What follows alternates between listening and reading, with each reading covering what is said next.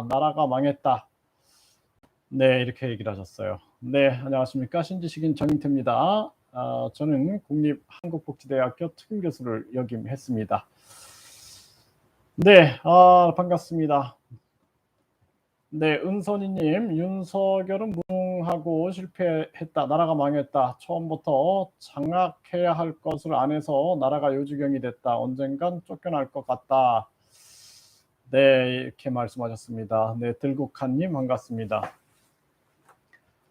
윤석열 대통령이 부정선거 특검을 안 한 부분, 그런 부분들이 굉장히 좀 이상했고요. 그리고 권성동이 민주당하고 검수완박을 서로 합의했거든요. 합의했을 때 대통령 인수위에서 이 양쪽의 합의를 존중한다 이렇게 나왔어요. 그때 굉장히 좀 이상했습니다. 그리고 이제 국민들이 반발하니까 그때 이제 권성동이 다시 싸우는 척을 했는데 국민들이 속지는 않죠. 네, 이게 굉장히 이상합니다. 네, 그래서 이 윤석열 이 정부가 이 국민들한테 신뢰를 계속 잃어가고 있다. 저는 그렇게 보고 있고요. 심각한 정황이 아닐 수 없다. 이렇게 생각을 합니다. 네, 들국한님, 네, 안녕하십니까. 네, 아주 뭐 안타까운 그러한 정황이다. 이렇게 생각을 하고요. 뭐 그러한 부분들에 대해서 우리 국민들과 함께 이야기를 나누면서 이게 뭔가 좀 우리가 이 나라의 주인인데 이 나라의 주인으로서 뭔가 좀 대책을 세우지 않으면 안 된다.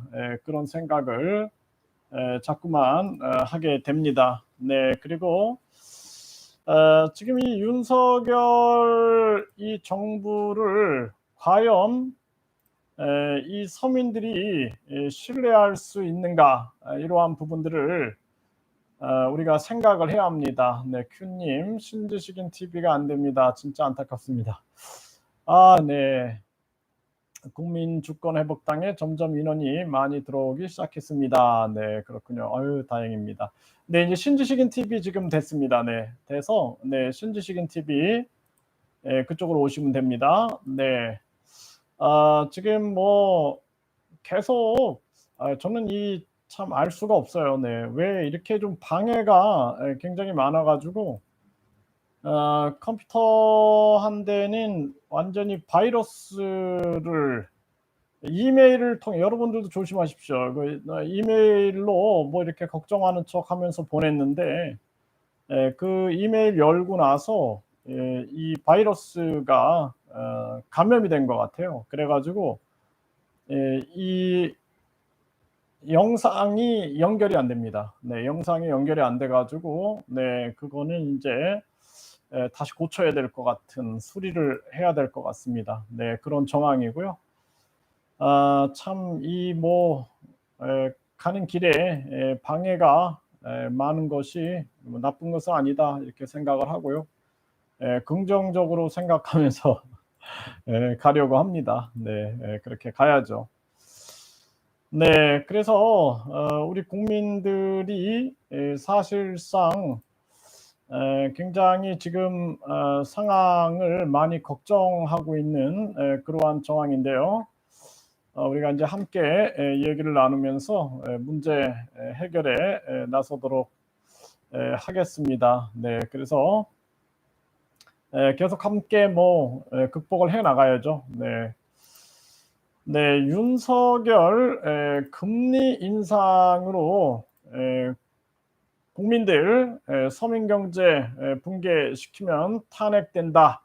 이 주제를 가지고 함께 말씀을 나누도록 하겠습니다. 네, 그래서 사실상 윤석열 정부가 지금 정신을 바짝 차려야 되는데 정신 제대로 안 차리고 그리고 정치를 국민들을 우습게 보고 그렇게 정치를 한다 그러면은 심각한 상황을 맞이할 거다. 저는 그렇게 보고 있습니다.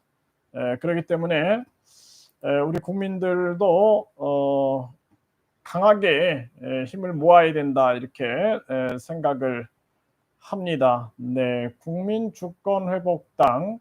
네, 지금 그 정의태 신지식인 TV 진행되고 있으니까요. 그쪽에 오셔서 또 많이 얘기를 하시면 좋을 것 같습니다. 네, 국민주권회복당이 이제 5,000명이 될 수 있도록 교수님께서 도와주신다니 감사드립니다.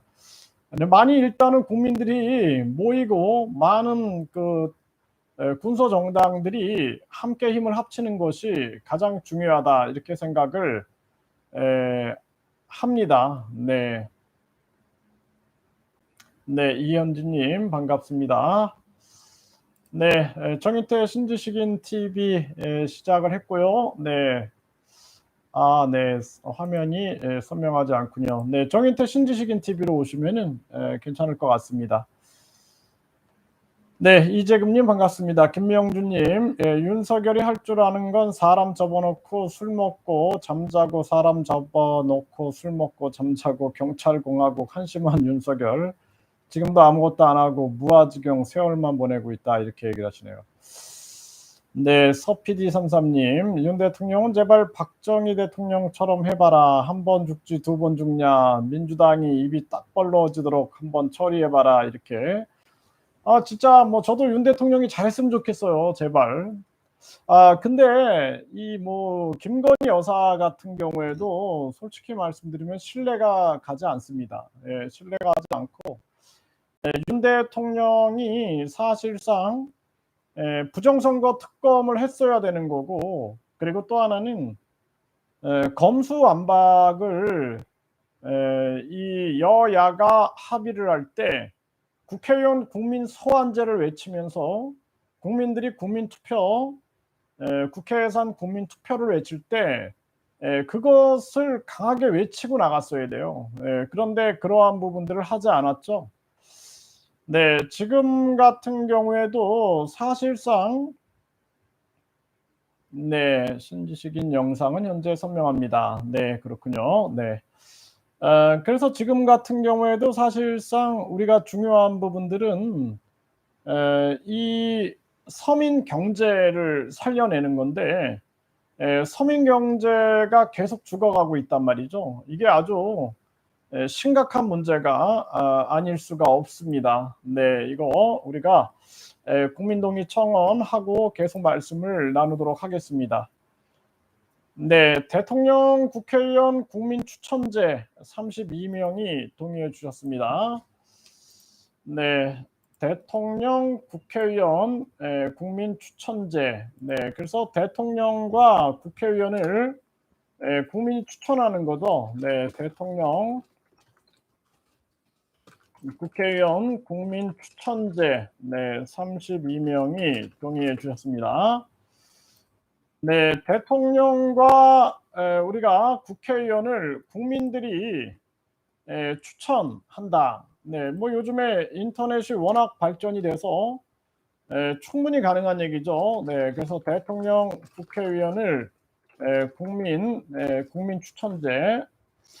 그래서 우리가 대통령 국회의원 국민 추천제 사이트를 하나 만들어 놓고 거기에서 실명 인증하고 국민들이 인터넷 뱅킹 시대이기 때문에 국회의원을 누굴 추천하는지, 대통령 누굴 추천하는지 추천을 해가지고 2.5% 받게 되면은 결국에는 이 TV 토론에 나갈 수 있게끔 그런 식으로 하는 국민 추천제가 필요하다. 저는 그렇게 생각을 합니다. 그렇기 때문에 이러한 부분들이 계속 진행이 돼야 된다 이렇게 생각이 들고요. 지금처럼 하면은 사실상 이거는 뭐 짜고 치는 고스톱 같은 거죠. 네, 그래서 결국에는 여론조사 방송 보도가 여야 중심으로 이루어지기 때문에 절대로 이거는 불가능한 선거다.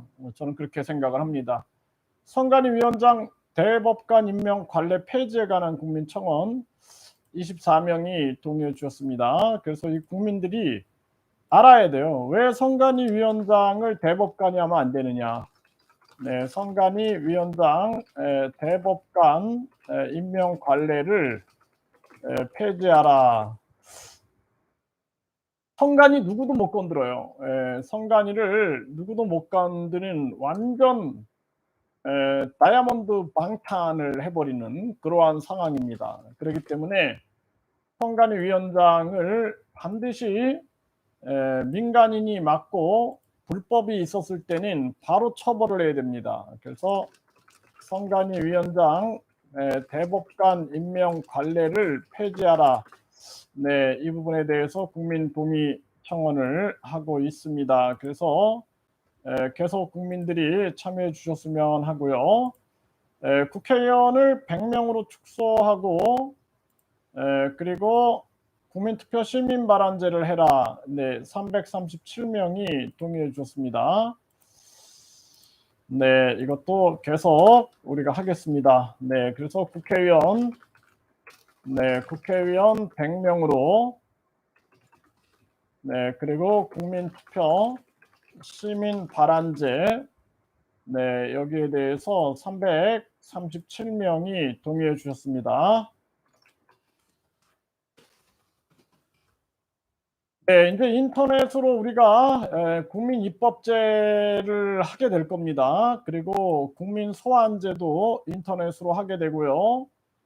그리고 국민 투표제도 인터넷으로 하게 될 겁니다. 계속 우리가 힘을 내야 됩니다. 네, 그래서 이 지금 계속 국민동의 청원하고 있고요. 국회의원 100명으로 축소하고 네, 국회의원 100명으로 그리고 국민투표 네, 시민 발언제를 시행하라. 네, 요거를 고정을 해드리겠습니다. 네, 계속해서 국민들이 목소리를 내야 한다 이렇게 생각을 하고요. 네, 국회 해산 국민투표제, 네, 국회 해산 국민투표제, 대통령 국민 소환제 26명이 동의해 주셨습니다. 네, 그래서 네, 우리가 국회 해산 국민 투표제 대통령 국민 소환제 네, 그래서 사실상 국회 해산 국민 투표제가 있어야 되고 대통령을 국민이 소환할 수 있어야 됩니다. 그래야지 대통령도 국민 눈치를 보게 됩니다. 네, 그렇지 않고 지금처럼 국회의원들이 대통령을 탄핵하니까 대통령이 결국에는 국회의원 눈치만 보게 되는 거죠. 네, 26명이 동의를 했습니다. 네, 그래서 계속해서 우리가 네, 국회 해산 국민 투표제 대통령 국민 소환제 네, 이렇게 국민 동의 청원을 하고 있습니다.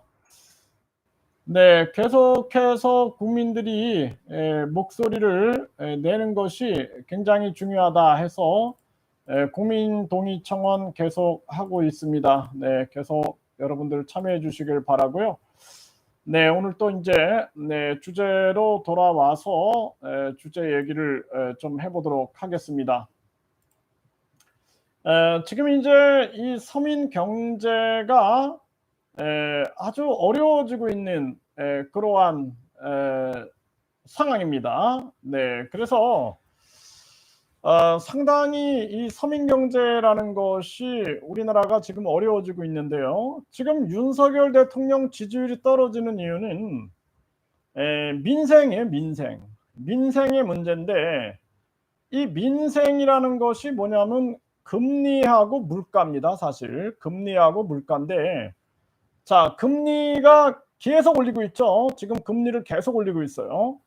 문정부하고 달라진 게 없어요. 지금 부동산 정책도 보면은 계속해서 부동산 그 3법 네, 그리고 계속 유지가 되고 있어요. 지금 금리 올리는 기조를 계속 이어나가고 있어요. 지금 네, 그리고 뭐 소주성이라든지 최저임금이라든지 이러한 부분들이 별반 지금 변화되지 않고 있는 그러한 모습입니다. 그러니까 윤석열 대통령이 결국에는 민생은 물가와 금리인데 금리를 계속 올리는 이 행위를 하고 있는 거예요. 그래서 금리를 계속 올리면은 누구만 돈을 버느냐면은 은행이 돈을 벌어요. 은행이.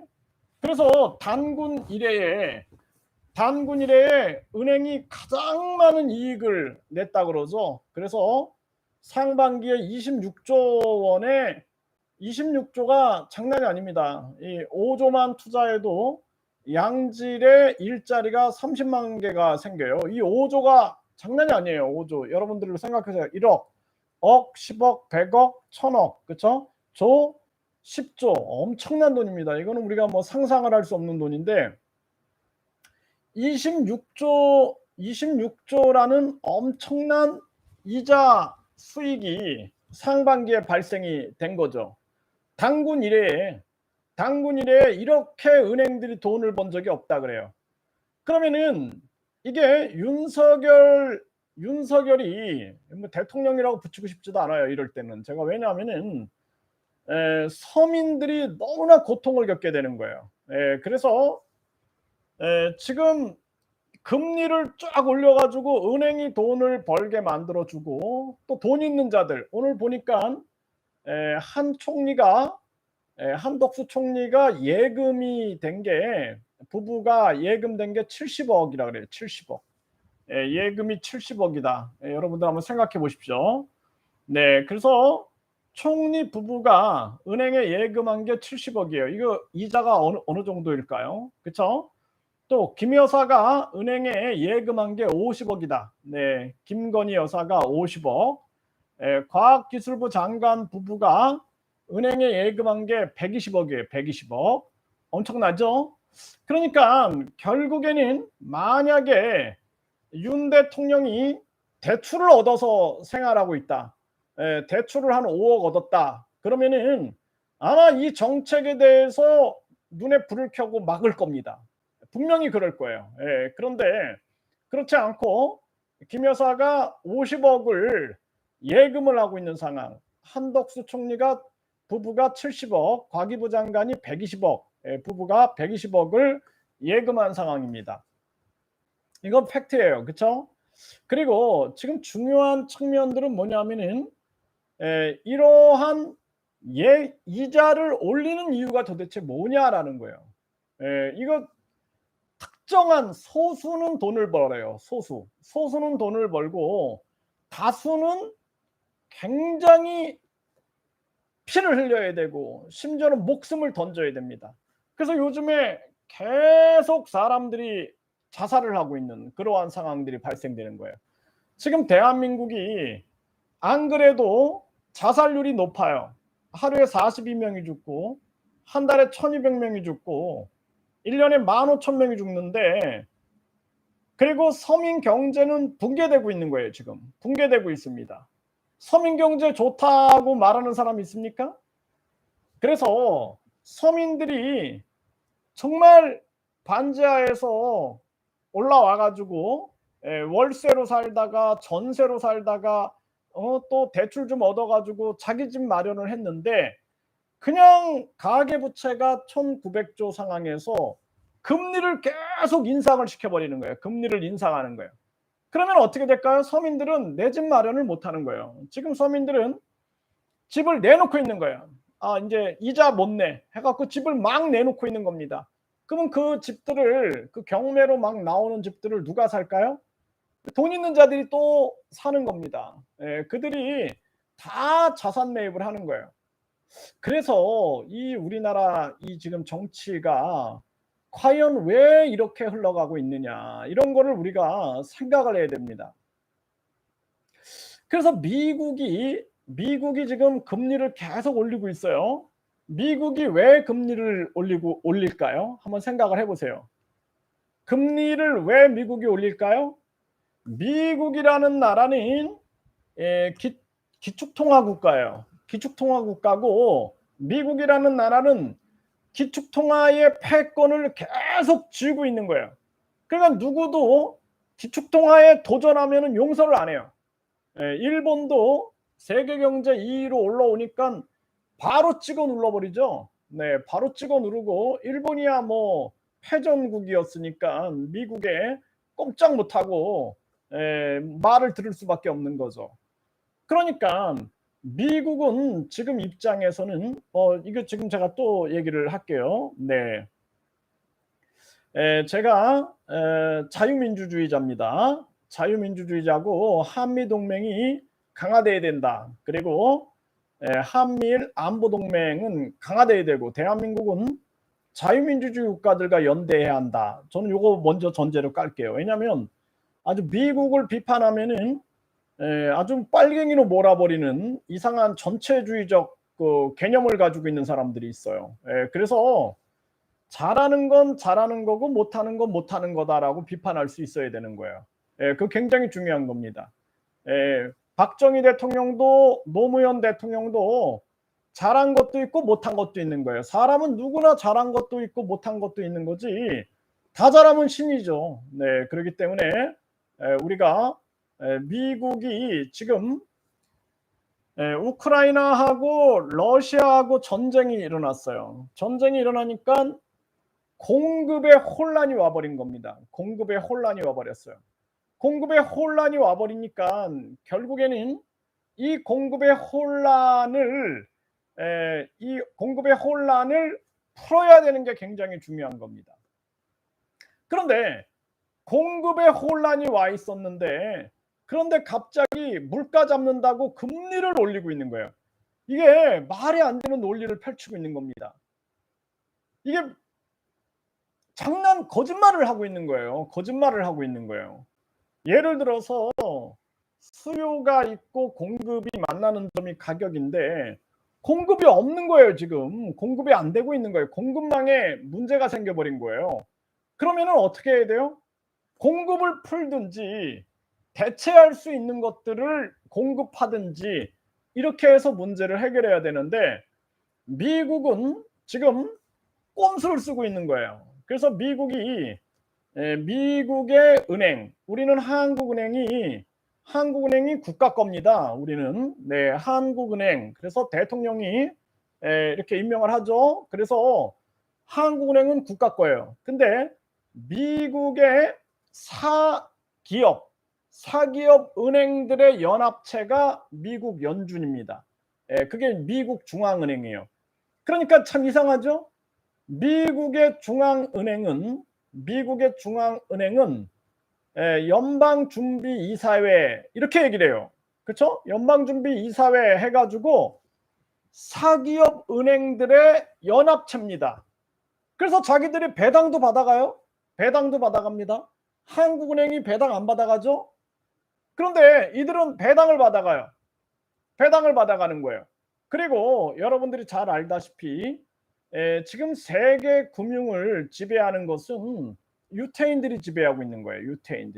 유태인들은 과거에부터 끊임없이 고리대금업을 해왔습니다.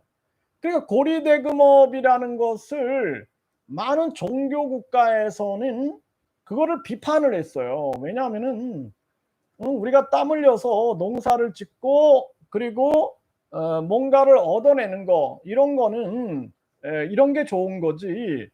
그 돈을 빌려주고 이자를 받아가지고 어려운 사람들한테 돈을 빌려주고 이자를 받는 것은 그거는 신이 원하는 게 아니다. 이런 입장에서 듣단 말이죠.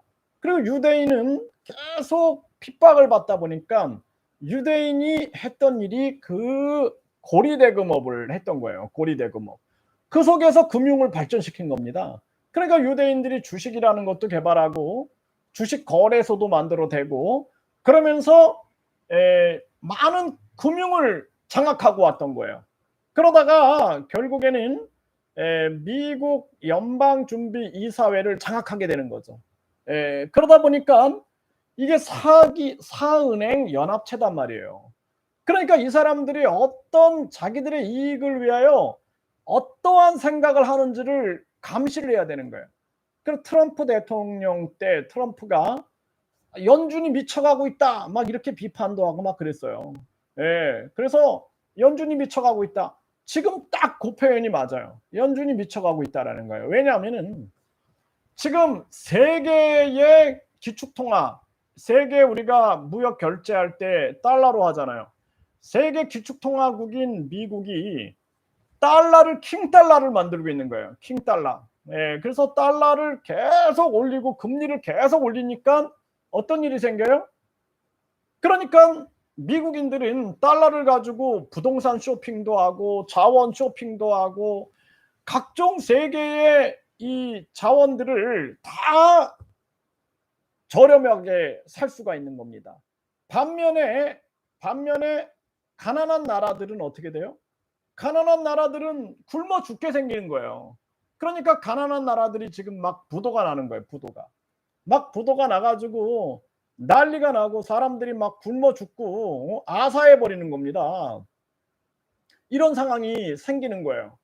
자, 한국도 똑같은 거예요. 지금 축소판이에요. 한국이 지금 일본이나 중국은 금리를 안 올리고 있어요. 왜 안 올리냐? 금리를 올리면 서민들 다 죽는다라는 거예요. 서민 부동산 다 죽는다라는 거예요. 지금 윤석열이 집값을 안정시켰다 뭐 이런 얘기를 했어요. 100일 그 인터뷰에서. 웃기는 소리 하지 말라 그러세요. 서민 경제를, 서민 부동산을 완전히 지금 무너뜨리고 있는 상황인 거예요. 그래서 결국에는 부동산이라는 것은 완전히 그냥 규제를 풀어가지고 공급이 될 수 있게끔 최대한 규제를 다 풀어야 되는 거예요. 문재인 정책을 완전히 다 버려야 되는 거예요. 예? 문재인 정책을 계속 윤석열이 유지해 나간다. 그러면은 윤석열은 절대로 성공하지 못한다라는 거예요. 그래서 이 부동산 정책을 그대로 이어가고 있어요. 지금 보면은 이게 얼마나 안타까운 그러한 현실인가. 그래서 결국에는 지금도 금리를 계속 올리니까 서민들은 어떻게 돼요? 내가 빚내서 이제 내 집 마련했다라고 좋아했는데 집 팔아야 돼. 경매로 내놔야 돼. 근데 집값은 계속 떨어져. 집값은 계속 떨어지니까 내가 진짜 살 때보다 더 떨어져 버리고 있어. 그 서민들이 자살 안 하겠습니까? 이걸 가지고 집값을 잡았다? 웃기는 소리 하고 있는 거예요. 웃기는 소리. 예? 이게 굉장히 안타까운 겁니다. 그래서 우리나라 지금 현재 상황이 이렇게 서민들은 이제는 전세도 못 구해. 이자가 막 올라가니까 전세 대출을 못 얻어. 그러니까 어떻게 돼요? 월세로 살게 되는 거예요. 월세도 올라가고 있어. 이자가 올라가니까. 집값 잡았다. 웃기는 소리 하지 말라 그러세요.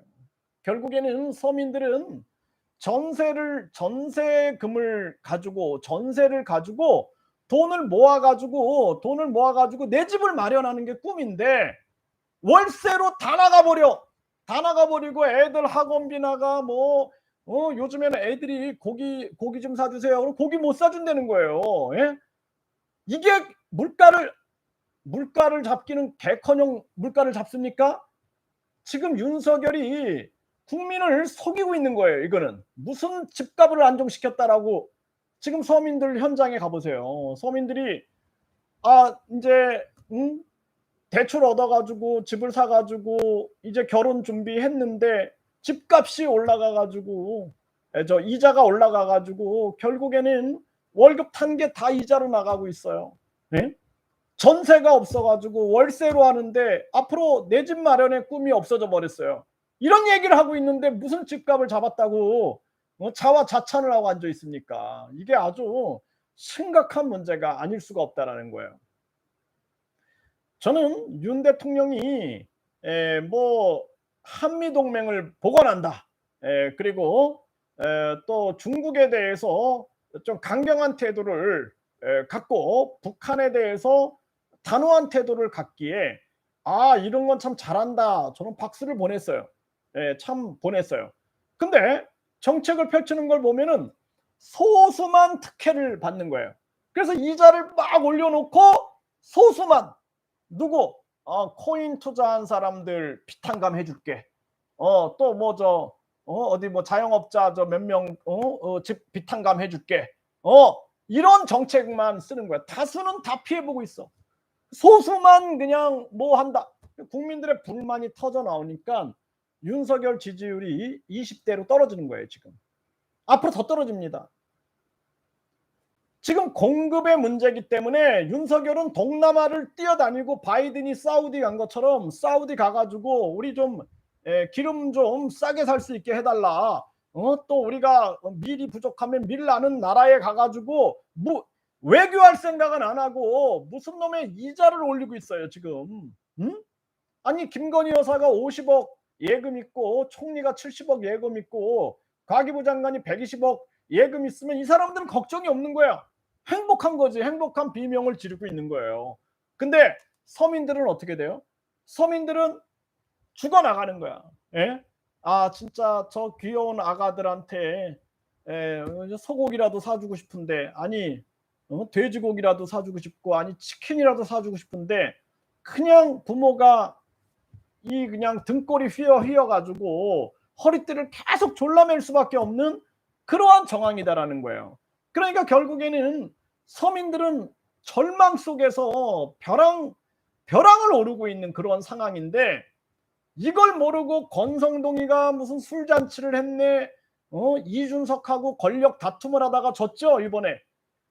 아주 싸다. 제가 봤을 때는 저는 이준석 좋아하지 않아요. 이준석이 저처럼 서민 경제를 생각하고 그러면은 제가 응원을 합니다. 응원을 하는데 그렇지 않고 정치 권력 투쟁만 하기 때문에 저는 별로 좋아하지 않아요. 근데 이번에 보셨죠? 국힘당이 무슨 놈의 뭐 비대위원회 만들어 갖고 하다가 결국에 법원에서 그거 무효화 시켜버렸어요.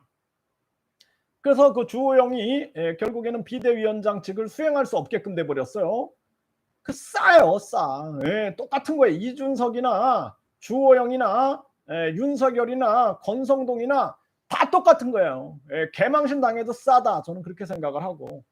민주당도 보세요. 민주당도 이재명이가 그 뭐 여당 대통령 후보로까지 나온 사람이 국회의원이 돼가지고 면책특권, 불체포특권 그것도 모자라가지고 당대표가 되고 그것도 모자라서 기소되면은 이 당직을 내려놓는다라는 그 당원을 바꾸고 있는 거예요 지금.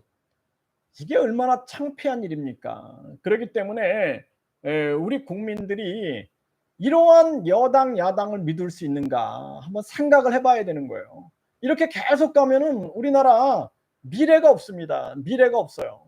그리고 지금 미국 같은 경우에는 계속해서 금리를 올려가지고 자원을 다 끌어들이는 거예요. 미국으로 다 끌어들이는 거예요.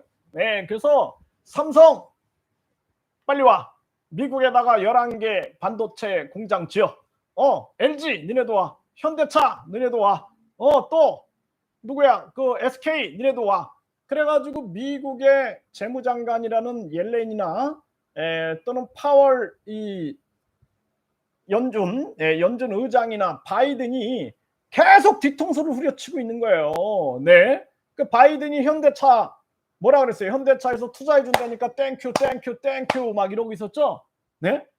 그 뭔가 믿음이 안 가지 않았어요. 그리고 중요한 건 뭐냐면 한국에다가 공장을 만들고 반도체 공장 250조를 한국에 투자해야지 미국에 투자하는데 왜 윤석열이 거기 들러리를 섭니까? 그러면 여러분들 생각해 보세요. 미국에서 세금이 나오는 거고 뿐만 아니라 미국의 일자리가 창출이 되는 거예요. 5조만 투자해도 30만 개의 양질의 일자리가 나오는데 그런데 5조가 아니라 250조를 투자한다는 250조. 그런데 왜 바이든이 우리나라에 오자마자 그냥 삼성 반도체 공장으로 달려가고 현대로 달려가고 옐렌이 와가지고 또 그냥 기술을 탐내는 게 보이잖아요. 눈에 딱 보이잖아요. 그러면 윤 대통령은 no 해야 되는 거예요. no.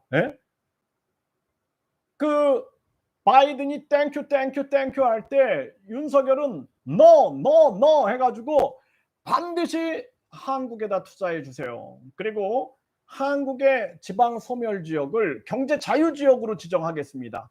경제 자유 지역으로 지정해가지고 여기에서는 우리가 확실하게 뭐 상속세도 폐지하고 그리고 이 지역에서는 이 재산세도 폐지하고 해가지고 기업하기 좋은 환경을 만들겠습니다. 인센티브를 계속 주겠습니다. 미국이 주는 인센티브보다 몇 배로 주겠습니다. 해가지고 우리 기업을 우리 쪽으로 오게 해야 돼요. 미국은 지금 리쇼어링 해가지고 해외로 나간 기업들 다 들어와. 여기 삼성도 온대, LG도 온대, SK 온대. 해외로 나간 우리 기업들 들어와 해갖고 유턴해 유턴 이러고 있어요. 우리 한국은 나가 박수 치고 있어. 아니 이거 진짜 미친 사람들입니까? 어리석은 사람들입니까? 예? 그리고 언론도 이런 거 막 비판해야 돼요. 예? 그냥 생각해보. 아니 어떻게 이런 나라가 다 있는가? 당군 이래에 이런 나라가 없었어요. 아니 당군 이래에 은행이 그냥 이자 이익을 이렇게 많이 얻은 적이 없다라는 거예요. 이게 소수만 성과급 잔치를 하고 소수만 천국에 가 있는 거예요. 나머지 서민들은 지옥에 빠져 있는 거예요. 지금 지옥에. 오늘도 50대 식당을 운영하시는 두 부부가 숨진 채 발견이 됐어요. 어제는 대학교 1학년 19살, 18살 이런 학생들이 자살을 하는 거예요. 살기 막막하다 그래요. 이게 나라입니까? 정말 진짜 이게 나라냐라는 거예요. 저는 매일 아침에 아주 심장이 떨어져 나가는 것 같아요. 아니 어떻게 이렇게 사람들이 막 죽어나가는데도 정신을 못 차리는가. 예? 그래서 지금 이 속으면 안 돼요. 여러분들이 지금 금리를 올리지 말아라라고 여러분들이 얘기를 해야 돼요. 근데 누구도 얘기를 못해. 왜 얘기를 못해요? 금리 내려라 이걸 얘기를 못하는 거야. 물가를 잡는 데잖아. 언론에서 다 그렇게 얘기하잖아요. 언론을 믿고 있어요. 지금 믿을 게 따로 있는 거예요. 왜냐하면은 지금 가장 중요한 것은 우리가 대선 때나 서울시장 선거 때도 봤던 것처럼 언론은 계속 거대 양당 편이고 거대 양당을 그냥 계속 홍보를 해준단 말이에요. 언론이 과연 힘없는 자들의 언론인가? 우린 생각해 봐야 된다는 거예요. 그렇기 때문에 지금 우리 국민들이 고민하고 생각해야 할 부분들은 지금 서민 경제가 이 민생이 힘든 것은 물가, 이 물가는 공급으로 풀어야 된다. 그 다음에 금리를 계속 올리는 거예요. 우리 국민들이 뭐 이 정도 경제 지식도 없을까요?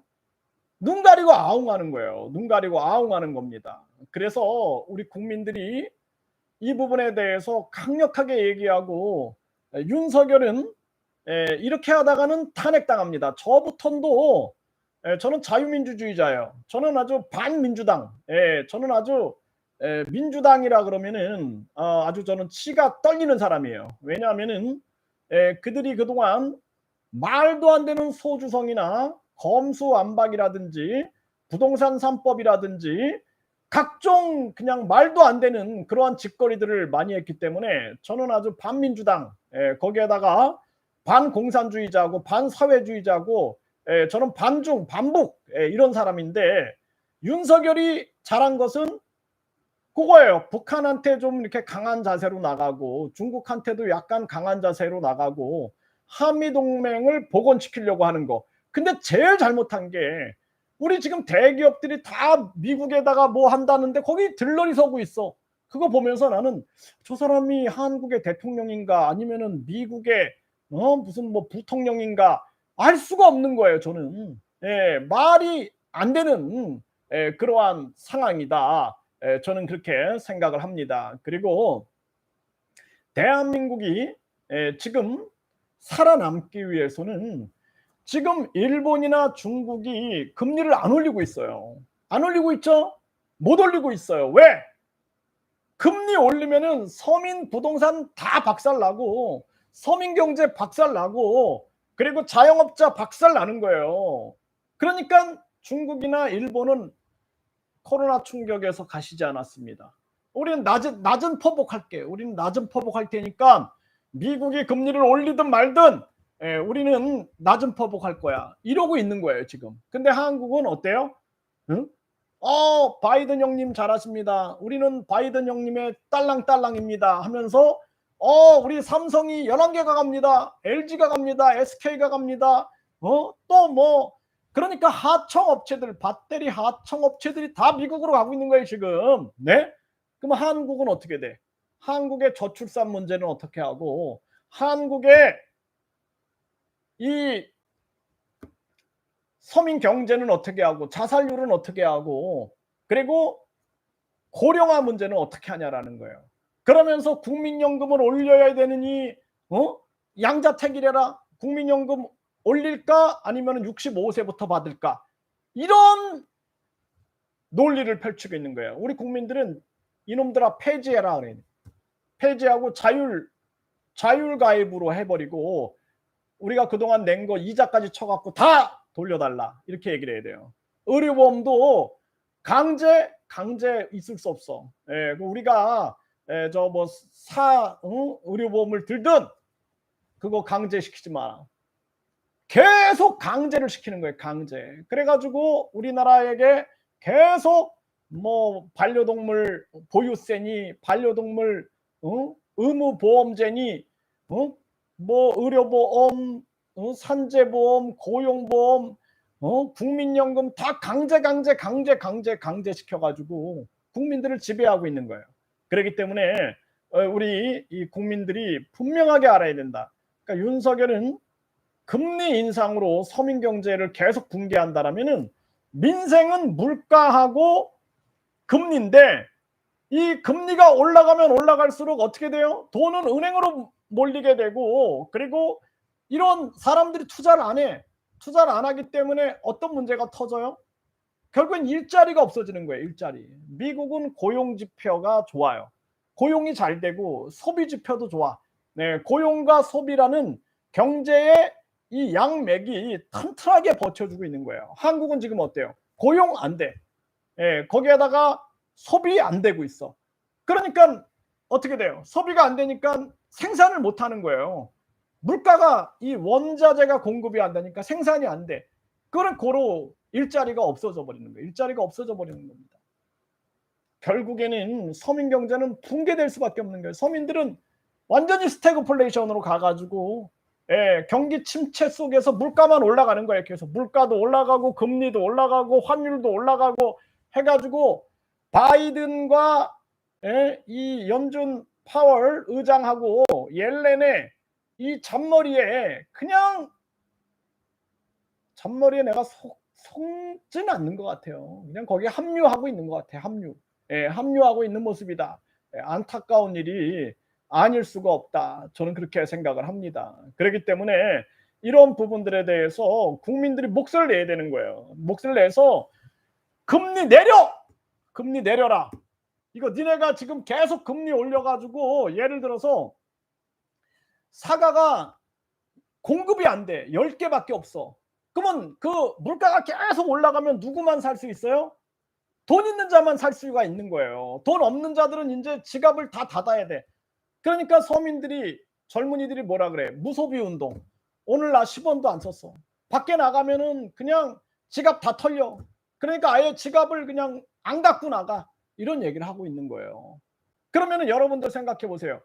서민들이 이제 사 먹고 싶어도 못 사 먹으니까 물가가 약간 주춤하는 거야. 그리고 나서 또 속여. 자, 우리가 금리를 올려가지고 물가를 잡았습니다. 서민들은 뭘 물가를 잡어? 우리는 사 먹지 못했어. 우리는 굶었어, 이 사람들아. 그러니까 우리 국민들이 지금은 한국의 돈의 가치의 문제가 아니라 공급의 문제이기 때문에 금리를 내려라라고 외쳐야 되는 거예요. 그리고 은행들이 이자 잔치를 하고 이자 성값을 한 거 다 뱉어내라. 이거 횡재세라도 진짜 횡재세를 만들어 가지고 이거 다 뱉어내게 해야 돼요. 그리고 국민들한테 돌려줘야 됩니다. 이게 지금 누구는 죽어가고 누구는 자살하고 있는데 자기들은 성과급 잔치한다는 건 양심적으로 있을 수 없는 일이다. 저는 그렇게 생각을 합니다. 이거는 자본주의가 아니에요. 이거는 아주 그냥 아주 악랄한 자본주의다. 아주 야만적인 자본주의다. 저는 그렇게 봅니다. 자본주의도요.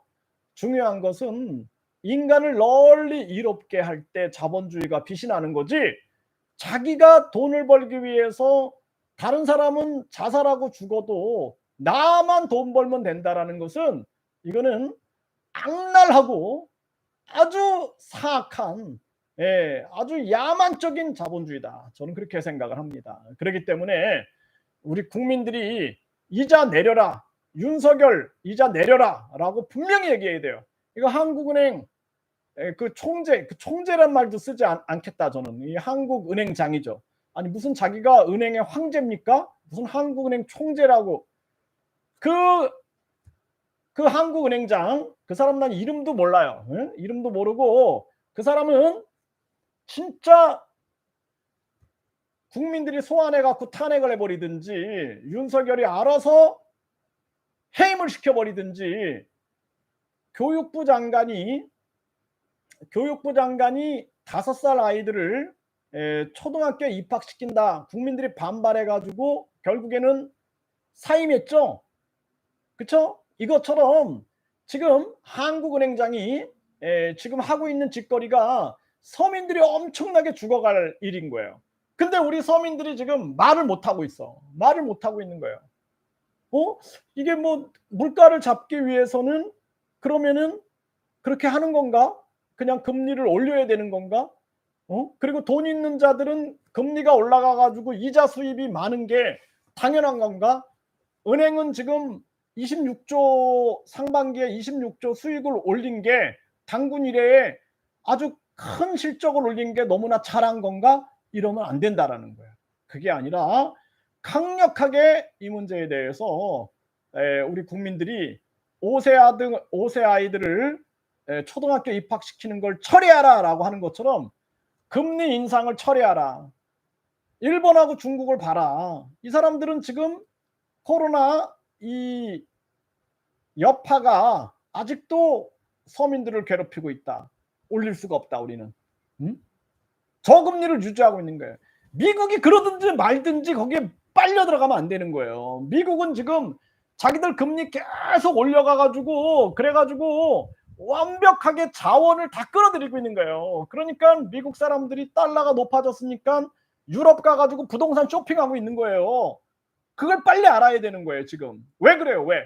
미국은 군사 패권, 금융 패권, 고용 패권 다 잡고 싶은 거야. 자기들이 소비 패권. 인간들이 욕심과 이기심이 제어되지 않으면은 이거는 엄청 무시무시한 세계 정글이 되는 겁니다. 그래서 앞으로 이걸 많은 비판들이 쏟아질 거다. 저는 그렇게 생각을 하고요. 제가 걱정하는 것은 지금 많은 서민들이 계속 자살을 하고 있는 거예요. 자살을 하고 있는데 이러한 자살들이 계속 이어져 나갈까 봐 저는 진짜 하루하루 제가 가슴이 다 무너집니다. 그래서 미 연준 FED 언제쯤 멈출지 이들은 지금 이때다 싶은 거예요. 이때다. 그래 이 세계 인류를 속일 수 있는 때가 왔다 해가지고 러시아 우크라이나 전쟁이 일어나가지고 공급망에 혼란이 오니까 세계인들을 속이고 있는 거예요. 물가가 올라가니까 금리를 올려가지고 물가를 잡겠다 이런 얘기를 하고 있는 거예요. 아니 일본이나 중국은 꼴통이라서 그런 얘기를 안 합니까? 그게 아니잖아요. 지금 공급의 문제야.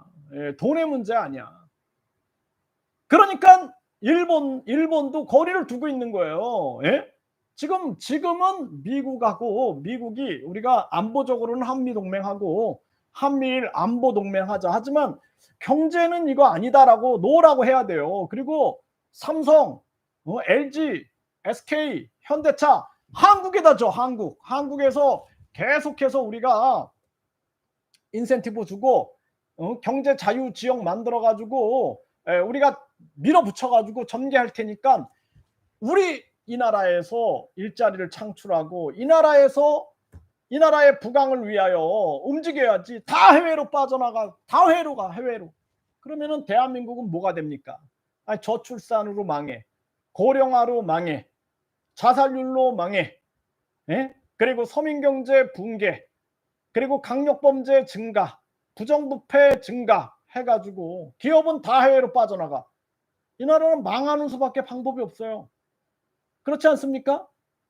그러니까 윤석열이 삼성이 11개를 거기 진다 할 때 윤석열은 이재용을 잡고 막아야 되는 거예요. 그 사면까지 시켜줘 놓고 그걸 못 막고 그냥 들러리 서가지고 거기 바이든이 삼성 방문하는데 바이든 너 나가. 그리고 나는 반대야. 삼성 공장에 내가 왜 가? 해가지고 바이든 혼자 가든지, 그리고 이재용 판단해 해가지고 나는 대한민국 대통령이지 미국의 홍보 수석이 아니야. 이렇게 해가지고 강력하게 나가야 되는데 이거는 무슨 새 가슴을 가지고 정치를 하는 거야. 지금 정치가 아니라 뭐 하는 거예요 지금? 미국에 아부하는 거예요 지금? 그러니까 이러한 대한민국이 대통령이 그냥 새 가슴을 가지고 그냥 요리 눈치 보고 조리 눈치 보고, 이게 대통령입니까? 아니 술만 잘 마시고 그러면 대통령이냐고 그게. 에? 적어도 목숨을 걸고 이 민족을 구하겠다, 이 나라를 구하겠다 라고 각오를 하고 바이든이 왔을 때도 너 혼자 가 임마 해가지고 우리 대한민국 삼성 반도체 공장이 11개나 미국으로 가는데 내가 왜 거기 들러리를 서? 이재용이 제대로 판단해 해가지고 강력하게 대한민국 국익을 앞장서야지. 뭐 하는 거예요 지금? 참 이게 가슴 아픈 현실이 아닐 수가 없어요. 예, 그렇기 때문에 저는 제가 제 그 교수들이 저한테 계속 얘기를 합니다. 아, 방송 좀 그만해라고. 자꾸 찍히면은 어떻게 할 거냐고 나한테 그런 얘기를 해요. 예, 그래서 내가 나는 찍힐 일도 없고 나는 목숨 내놓고 지금 살아가고 있는 사람이다. 내가 뭘 그걸 찍히는 게 두려워가지고 그러니까 나한테 지금 해외로 나가라. 해외 나가가지고 분교 관리하라. 이렇게 하고 있어요.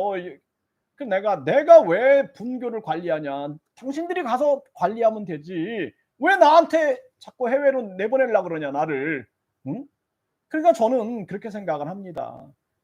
제 얘기가 듣기 싫을 수가 있어요. 하지만 제 얘기를 반드시 들어야 됩니다. 정약용 선생이 지금 개혁하지 않으면 조선은 반드시 망한다 그랬어요. 대한민국은 지금 정신 못 차리면 반드시 망합니다. 정신 차려야 돼요.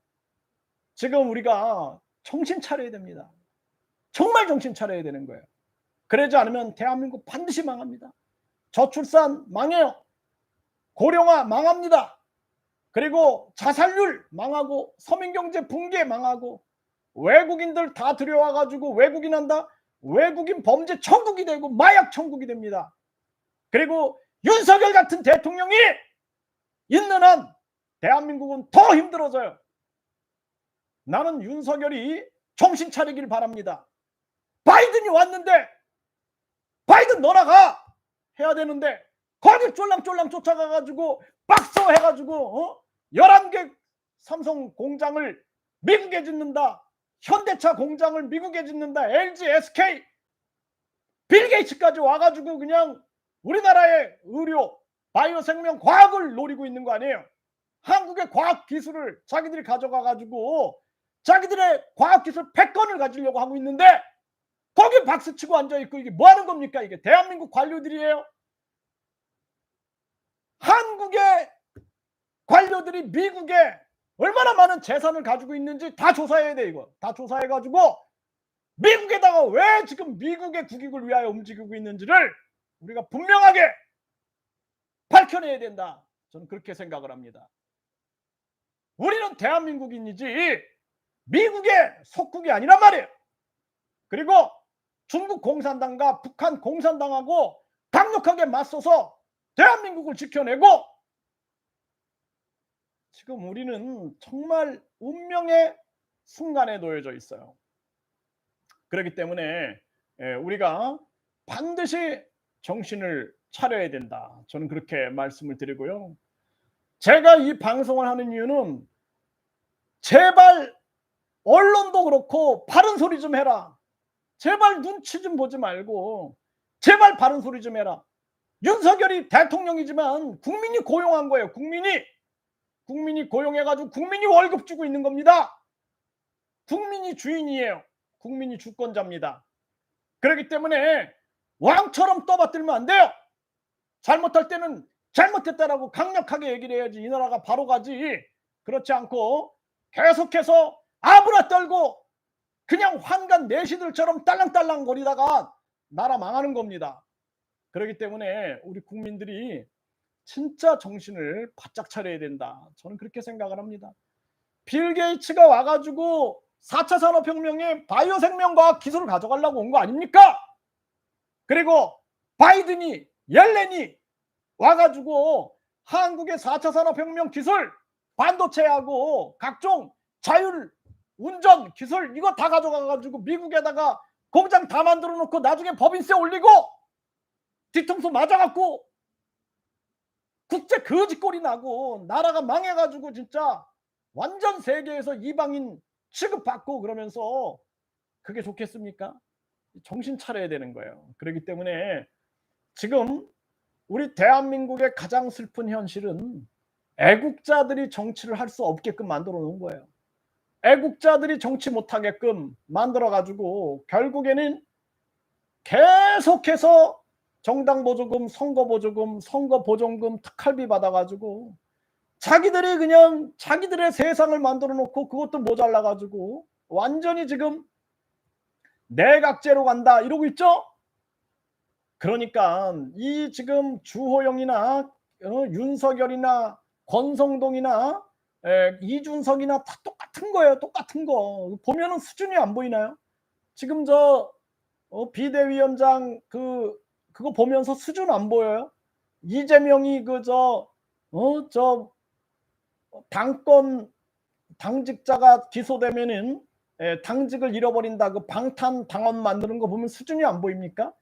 대한민국 정치 수준이 그 정도예요. 그 정도입니다. 그냥 내 밥그릇만 챙기는 그 정도 수준이지 국민들을 고민하고 이순신 장군처럼 국민 걱정 나라 걱정에 잠 못 이루고 눈물 흘리는 그러한 인물이 없어요.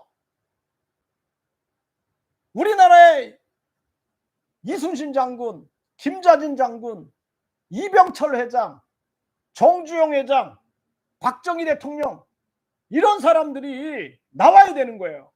나라를 생각하고 나라를 걱정하고 이런 사람들이 나와가지고 이 나라를 지켜야 되는 겁니다. 그래서 우리가 마지막 희망이다. 제가 그런 얘기를 하잖아요. 네, 여러분들이 마지막 진짜 희망이다. 저는 그렇게 생각을 합니다. 네, 뭐 저도 이 지금 뭐 여러분들처럼 참 나라 걱정이 많이 됩니다. 네, 현실이 아주 슬픈 현실이 아닐 수가 없어요. 진짜 우리 국민들이 저는 뭉쳐가지고 지금 윤석열이 탄핵돼도 문제예요. 문재인 정당이 또 정권을 잡으면은 나라 진짜 망합니다. 이건 공산화로 가지 않겠냐. 저는 그렇게 보고 있어요. 왜? 친북 정치, 친중 정치 하면 안 됩니다. 네, 북한 김일성식 연방제, 내각제 이런 얘기 하면 안 돼요. 그러니까 우리 국민들이 국민 주권 정치를 해야 되는데 우리 국민들이 깨어나야 돼요. 깨어나야 됩니다. 부디 한 명이라도 깨어났으면 좋겠다. 이런 간절한 마음으로 저도 목소리를 내고 있는 것입니다. 네, 박태환님, 네, 윤가한테 희망이 없어요. 네, 이렇게 얘기를 하셨어요. 네, 초코아임님, 윤석열 탄핵 때도 문제다 진짜. 네, 정말입니다. 우리 국민들이 한 10만 명 정도만 뭉쳐 있어도 우리가 이게 완전히 좀 국민 주권 정치를 외치면서 진짜 애국자들을 국회의원들로 세우고 그리고 진짜 국민 특히 돈 없고 힘없는 서민들을 생각해야 돼요. 정치는요. 만약에 정치가 옛날에 귀족들만을 위한 정치다. 그거는 의미가 없는 거예요. 귀족들은 알아서 잘 먹고 잘 삽니다. 그렇기 때문에 정치는 돈 없고 힘없는 자들을 대변하는 게 정치인 거예요. 그렇기 때문에 우리가 반드시 국민들이 깨어나가지고 그래서 이 나라를 국민 주권의 나라로 만들어야 된다. 저는 그렇게 생각을 합니다. 네, 큐님 감사합니다. 국민주권회복당 이번 연도에 얼른 3,000명 목표를 잡읍시다. 우리 국민들이 어떻게든 뭉쳐야 돼요. 네, 국민주권회복당에 뭐 5,000명이 뭉쳐가지고 또 다시 이 제3지대에서 국민들이 막 연합해야 됩니다. 연합해가지고 또 연합해서 이 목소리가 나와야 돼요. 여야 안 된다. 여야 안 돼서 제3지대 국민들이 연합해야 된다라는 목소리가 터져 나와야 돼요. 터져 나와서 우리 국민들이 지금 이러다가 우리 서민들 다 죽습니다.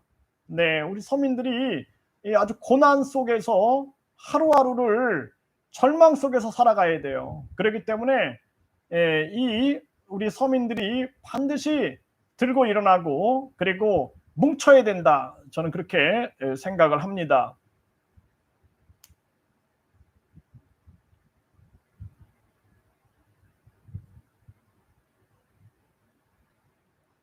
네, 지금 뭉치고 그리고 우리가 계속해서 목소리를 내야 됩니다. 네, 대한민국 국민은 파키스탄 국민보다 못합니다. 말만 많지 이렇게 얘기를 하셨어요.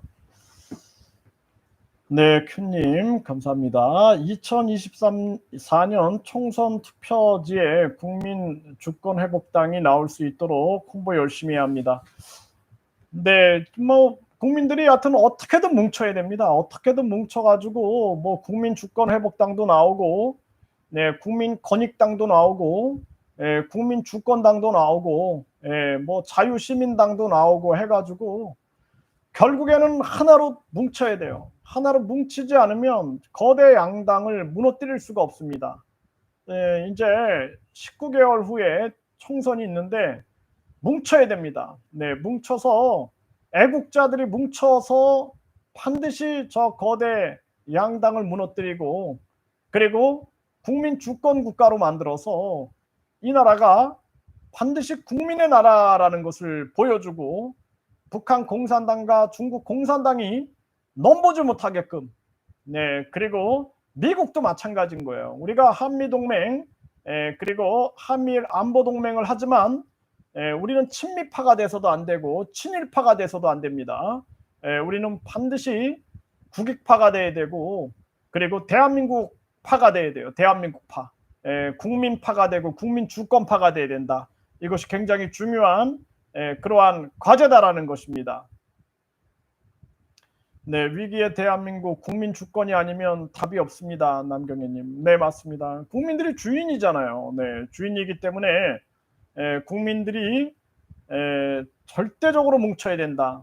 박태환님, 정당은 필요 없어야 합니다. 정당은 나중에 정당이 없어져야 돼요. 진짜로. 나중에 정당이 없어지고 그냥 국민들이 다 국민파가 돼야 돼요. 국민파가 돼서 해야 됩니다. 근데 지금은 정당이 없어서는 대결을 할 수가 없어요. 대결할 수가 없기 때문에 지금은 우리가 정당이라는 것은 정당 보조금, 선거 보조금, 선거 보존금만 없애버리고 정당 공천제만 없애버리면은 정치적 뜻을 함께하는 하나의 모임인 거예요. 그 정도까지만 가면 됩니다. 그래서 그러한 모임이 돼야 된다. 모임.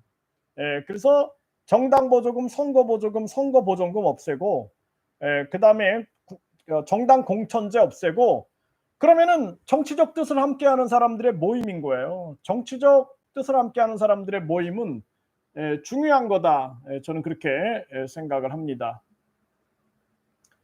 네, 떡망고 TV님, 대한민국 방송국 대한방송국 2022년도 최대 코미디 부분 대상 국회. 네, 정금영님 감사합니다. 네, 당원 가입하기 좋은 시간대입니다. 국민주권회복당 이준석 따라해 볼까요? 이렇게 큐님이 얘기를 하셨습니다. 네. 기독교 동맹을 해야 합니다. 세상을 이끄는 건 기독교입니다. 현실입니다. 네. 근데 이거 기독교 당이 국회의원을 배출하지 못해요. 그렇기 때문에 정치는 종교 쪽으로 흐르면 안 되고 정치는 지극히 상식으로 가야 됩니다. 우리나라에 기독교당, 불교당, 뭐 통일교당 나왔는데 국회의원을 한 명도 만들어내지 못하죠. 네, 그렇기 때문에 우리 국민들이 상식적으로 접근하는 것이 가장 중요하다 이렇게 볼 수가 있습니다. 시민단체부터 없애야 해요. 네, 서PD 33님. 그 시민단체 지원금만 끊어놓으면 됩니다. 그러니까 시민단체가 알아서 활동해라. 그냥 니네들이 알아서 하고 시민단체 지원금은 다 끊어서 국민들에게 직접 지원해주는 시스템을 만들어야 됩니다. 프랑스나 일본은 이렇게 뭐 저출산 문제에 대해서 직접 지원해주는 게 한 40%거든요. 40%. 우리나라는 13%밖에 안 된다 그래요.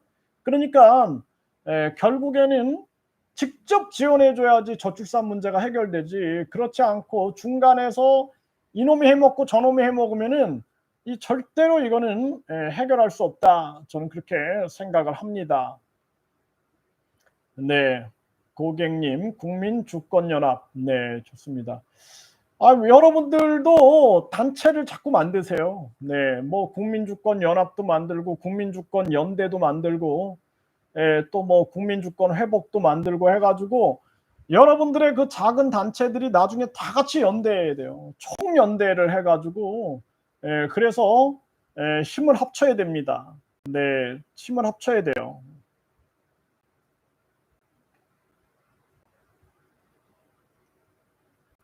네, 국민배당 권익금 시대가 완전 필요한 시대입니다. 네, 맞습니다. 네, 국민주권 회복연대 만듭시다. 네. 네, 엠마님, 코코마마님, 이재금님, 네, 보이콘님 안녕하세요. 이렇게 얘기를 했어요. 네, 바쁘신 것 같습니다. 네. 네, 전경훈님, 종교인들도 정신 못 차리는 현실입니다. 진정성이 없어요. 그러니까 종교가 헌금으로 흐르면은 진정성을 다 상실하게 되죠. 네, 그렇기 때문에 종교는 철저하게 이 국민에 대한 사랑 실천과 양심 실천으로 가야지 그렇지 않고 이렇게 뭐 예를 들어서 다른 방향으로 흐르게 되면은 결국에는 종교가 결국에는 진정성을 인정을 못 받게 되죠. 네, 그래서 우리나라 같은 경우에는 종교가 진정성을 인정받기 위해서는 철저하게 양심 실천과 사랑 실천으로 그렇게 가야 한다 이렇게 말씀을 드릴 수가 있습니다. 네, 순수한 단체 만들어서 힘을 합칩시다. 네, 맞습니다.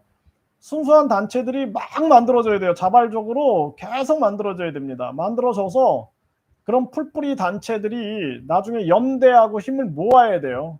그래야지만 대한민국의 변화를 만들 수 있다. 그렇게 생각을 합니다.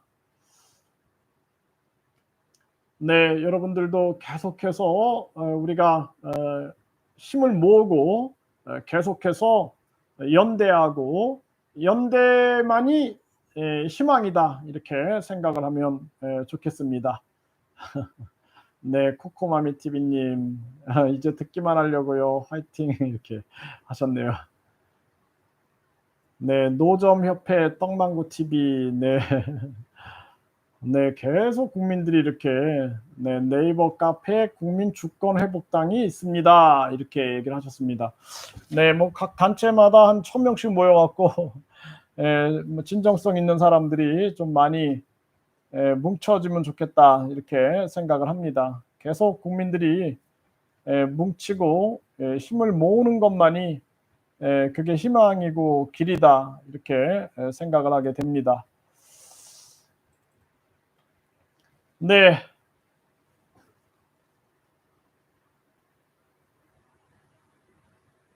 네, 여러분들 하여튼 오늘도 고생 많이 하셨고요. 또 내일은 또 주말이 시작됩니다. 네, 항상 힘내시고요. 네, 그리고 같이 희망을 만들어 갔으면 좋겠습니다. 네, 감사합니다.